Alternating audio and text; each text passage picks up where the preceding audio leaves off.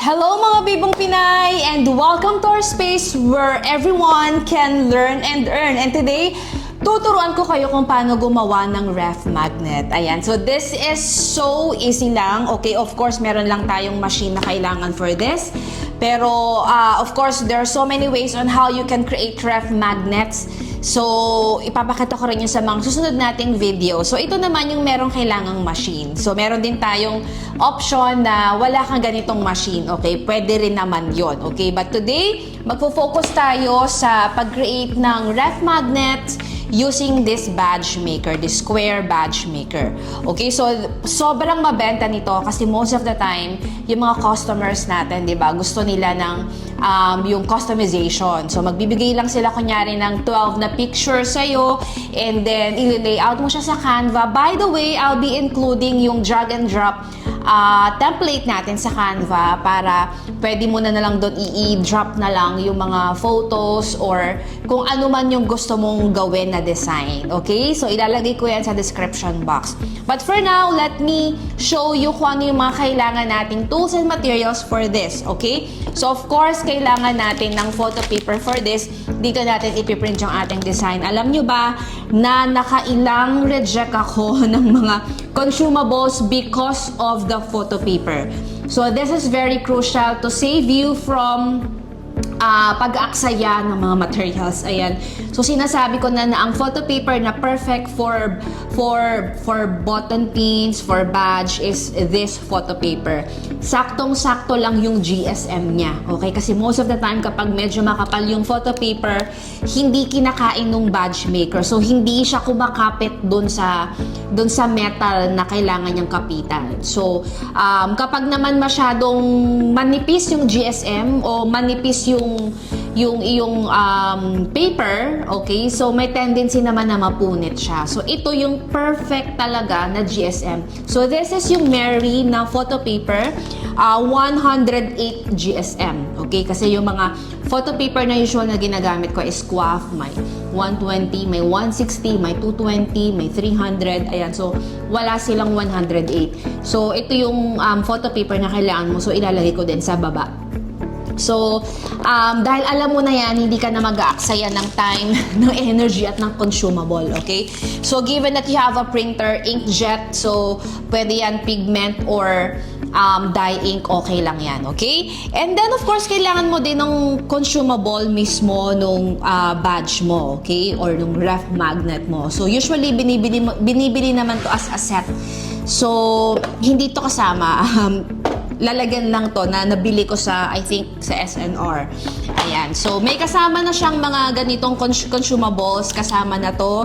And then, yung plastic screen. Mamaya makikita niyo yung close-up kapag ginagawa natin yung actual process. And ito yung metal na sinasabi ko. And then, of course, yung magnet. Okay? And then, yung iba, meron silang tinatawag na PVC cutter.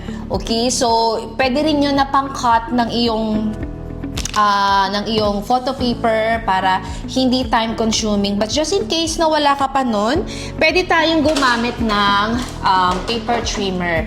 Okay, so we will be using this paper trimmer para i-cut yung ating layout. Okay, and of course, kakailanganan din natin ng corner puncher. Kasi kapag hindi natin pinunch yung corners, hindi siya magkakasya doon sa badge. So, kailangan din natin ito. Okay? So, ang magiging output niya ay ganito. Ayan. So, ito yung ating ref magnet. Okay? So, simulan na natin. Papakita ko sa inyo yung template natin sa Canva wherein we can drag and drop yung mga designs or photos na gusto nating gawing ref magnet. So, let's go! So, here's our template sa Canva na drag and drop. Okay, so ito yung sinasabi ko na you can put mga pictures. Ayan. So, yan yung mabenta kasi syempre, they like yung mga pictures nila, family pictures na naka-display sa ref. Okay, so just to show you na this is drag and drop. For example, I have here yung ginagamit ko kay Joy. Like this one, J for jellyfish. So, lagay ko lang siya dyan. Ayan. So, pwede mo siyang i-adjust. Ayan. Kunyari, ito naman, ice cream. H-horse. So, i-drag mo lang siya sa loob. Ayan. Ayan. But for now, ang gagawin natin ay itong family pictures namin. So, I'll share it and save as PNG, then we will print it. So, ito na yung design natin. Ipiprint na natin siya using our Canon printer. So, I have here Canon G500 series. And for the settings, ayan. So it's A4, it's matte photo paper. We'll print it using our Marina photo paper. So for the photo paper, para hindi ka malito kasi parang pareho siyang pwedeng printan. Ang front mo is yung smooth yung finish, and then yung likod medyo rough siya ng konti. Parang ang texture nito is paper, pero this one is it's matte. Okay, so ilalagay na natin yan dito sa ating printer and we will print our design. So we're done with our print out. Ito na yung ating design. Ikakat na natin siya using our paper trimmer, and then ipapunch din natin yung corners.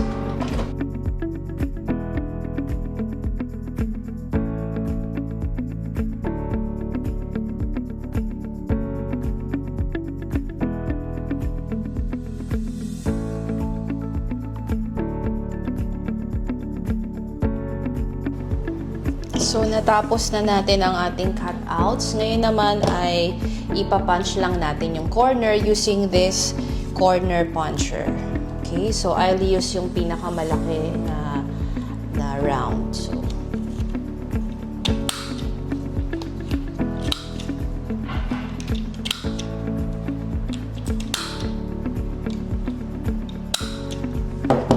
natapos na natin lahat. So, naka-corner punch na lahat ng ating printouts. So, ngayon naman yung actual badge making na. Okay, so I have yung We Are Memory Keepers na badge maker, yung bilog, napapalitan yung mga molds nun. At I love that. Okay, so ito naman, this is square. Okay, and sobrang bigat niya. As in, ang layo ng difference. Ang laki ng difference doon sa bigat sa We Are Memory Keepers kasi yung We Are Memory Keepers is plastic. Ito ay as in metal siya. Okay? So, ito yung mga consumables natin. So, step by step, kailangan natin yung metal. Pag binili mo to set naman, okay? So, ito yung tinatawag nating mold A. So, ilalagay mo yan dito. And then, yung printout mo, yan. Ito, picture namin ni Mark. And then, gamit din tayo ng itong plastic. So, included na rin to sa set. Just in case ayaw mo gumamit nito because gusto mo na glittered or holographic or matte yung finish, pwede naman. So, i-cold laminate mo yung printout mo bago mo i-cut. So, tapos hindi mo na siya lalagyan ng ganito. But for this set, glossy finish lang talaga yung included. Yan. So, lagay natin. Make sure malinis. And then, iikot mo. And then, kukunin mo yung white. So, makikita mo yan, yung parang may hulma, and then yung isa is flat. So, dun ka kuha ka ng magnet. May dikit na rin yan. Kasama rin yan sa set. At ilalagay mo siya dun sa merong hulma. Okay? Huwag magkakamali. Huwag pagbabalik na rin. Ayan. So, ayan yung itsura niya. And then, itong dalawang butas, make sure nandito siya sa left side. And then, yung magnet is nandito sa baba. And then, make sure pantay and then ibababa mo to.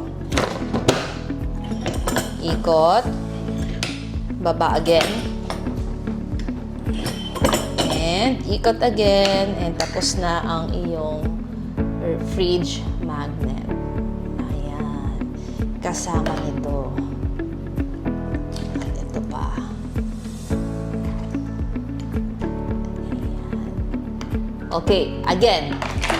Mabilis lang. So, metal. Review.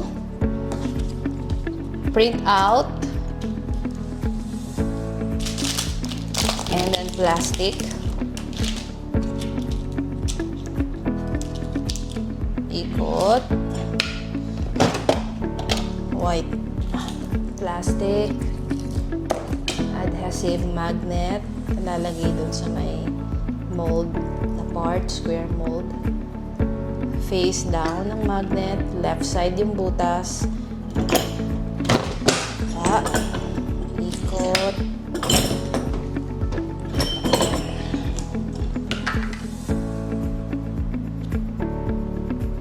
Ayan. So, gagawin ulit natin.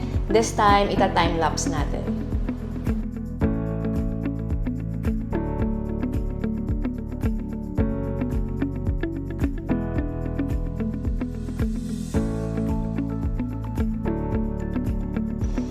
Ayan, so natapos na natin ang ating mga fridge magnet. So, sample natin kung didikit.